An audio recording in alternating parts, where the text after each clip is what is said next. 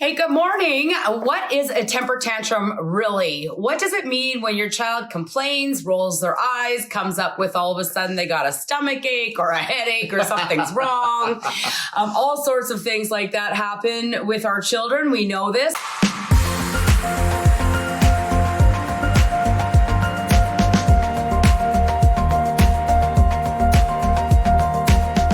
We are Bonnie and Thomas Leona. Yes, and we are the co-authors of Learn to Speak Kid, Raising Healthy, Happy, Cooperative Kids. We have a program called Creating Champions for Life that is pretty self-explanatory. We create champions for life. Well, I will say this. I think you know who we are, but you might not know who we are. So I just want to say that together combined, Thomas and I have almost 50 years of experience in personal development. I actually led business teams by the hundreds and even thousands. I had over 10,000 people in my organization. And Thomas has worked with literally thousands of children in this very proactive way. And you know what one mom can do, another can do. And when my kids, they were ages 6 to 12 when they met Thomas, and they were all being diagnosed with all sorts of behavior disorders. My house was complete chaos.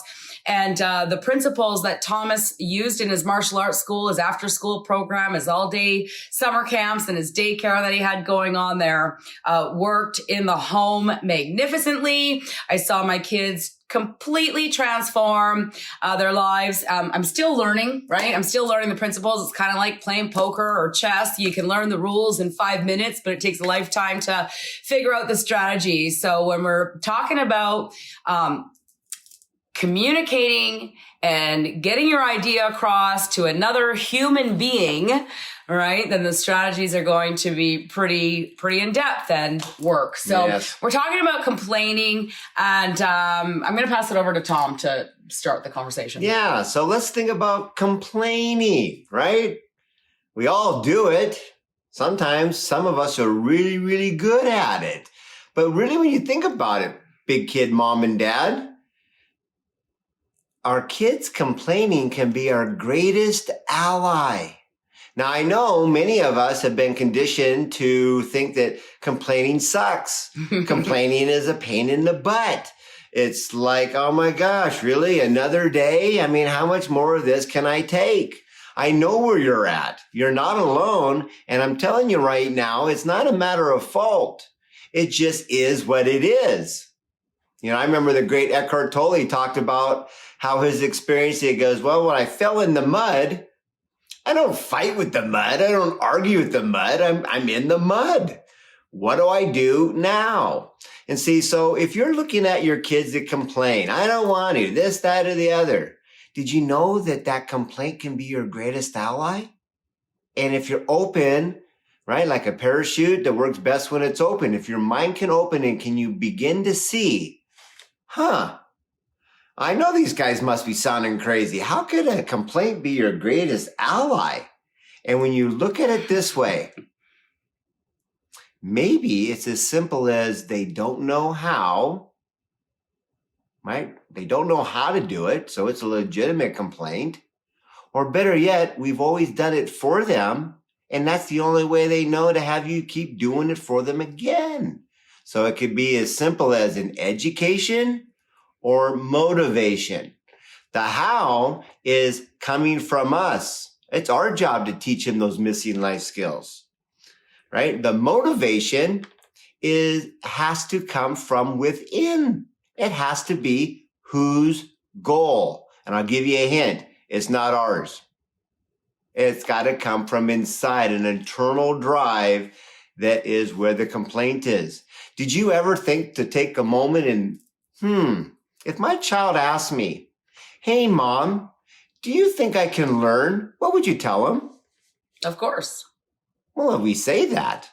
But when we do it for them, what message does that send? When you do it for them, it doesn't send a message, I think you can learn. It sends the opposite. Very powerful here. So, do you think that they can learn? Sure. Then let's give them the motivation. Mm-hmm. Did you know that one day you're going to be able to do all this on your own? Yeah, well, that's terrifying. That might not even be motivating. Okay, so let me share a story with you. When my son was about 14, so I had known Tom now for about 2 years. And so we had some practice, but I didn't have the program. I didn't have the book or the audios or the course to speed up my learning. I was kind of like learning as I went sort of thing. But I had this conversation with Jacob when he was 14. And I go, well, your whole life I came in and said, clean up your room. You don't get this because you have to clean up your room. You have to. But as soon as I waited for him to ask me for something that was important to him, like video game time or TV time or friend time or leaving the house or whatever it was that he wanted at the time, as soon as I waited for him to go, Mom, can I do this? Or can you help me with this? I would say, I would love you to as soon as your room is all cleaned up. Now, if you're saying this to someone that you haven't taught what that looks like yet, like you might say it to your 8-year-old, well, go clean up your room. And they will have no clue what you're talking about. I know I used to shove things in my closet or under my bed thinking, okay, my room's clean, right? Because nobody ever actually showed me how to do it. They just kind of barked orders that I went and clean my room. So I did that with my son. And so I asked him the question, I said, when it comes to cleaning your room, would you rather feel like doing it when I tell you to do it? Or do you feel like doing it because you're actually working towards something that's important to you? And I know you know the answer right there. I'm going to just ask you. It's like, oh yes, you'll know the truth when you hear it, and the truth will set you free. And that was a truth that basically set us both free because I didn't have to follow my kids around nagging anymore. I waited until their gas tank was full. Know the reward. We talked about that last week. Waited till the gas tank was full, and then they were more apt to engage in doing the project or doing the chore or task with a more positive mental attitude, because that was all tied into, would you like to play 30 minutes, 60 minutes, or 90 minutes of video game time? And so if they did it with an attitude and all pouty, well, that might be 30 minutes of video game time. Do you see how all of these principles tie together? This was so amazing. Like, they don't know how to do it, so they're going to complain and temper tantrum because they don't know that they don't know.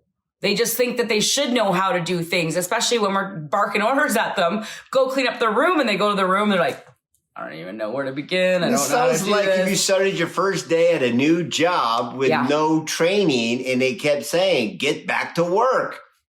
What am I supposed to do? You didn't show me what I'm supposed to do. What is the actual protocol? You see, every time there's a complaint happening here, you can narrow it down to two things. There's either a piece missing in the puzzle, or maybe the sequence is out of an order, like ABC. That's where the disorder with a lot of these labels comes from. Absolutely. So when it comes to temper tantruming, eye rolling, and all these things, we come in as parents and we come in and go, don't talk to me like that, or don't roll your eyes at me like that, or whatever it is. We kind of bark orders at them. When we can become aware that our children are just frustrated from the inside out, like they're showing you with their eye roll that they're frustrated or they don't understand what you want them to do, and they're fearful of getting into trouble. So really, it's an awareness that we can have as parents. Oh, you're complaining. Okay. You either don't know how, I need to show you, or you don't want to and you need some internal motivation. Right. And the motivation was what they're excited about having. You'll never have to ever motivate your child again when you start to learn the simple, put things back into order, and everything that you used to think of what was going to happen when you decided to have kids will come true. Guaranteed. Ask this lady. Well, absolutely. And every single client that chooses to engage with our program sees this transformation in their own selves and in their own children as well. So if you're just getting to learn, know about us, make sure you go to learntospeakkid.com. You can schedule a time to speak directly with Thomas to create a long-term family success plan. You can also get some free resources there. If you have gone to learntospeakkid.com and downloaded those resources, then make sure to read them and engage. Read the book, watch the video that we sent you, and really begin to wrap your head around this, because your parenting dream is right there. All you're missing is a little bit of know-how. So thank you for being part of our group, part of our journey. Mm-hmm. And so until we meet again, here's to your parenting success. All right, cheers. Bye for now.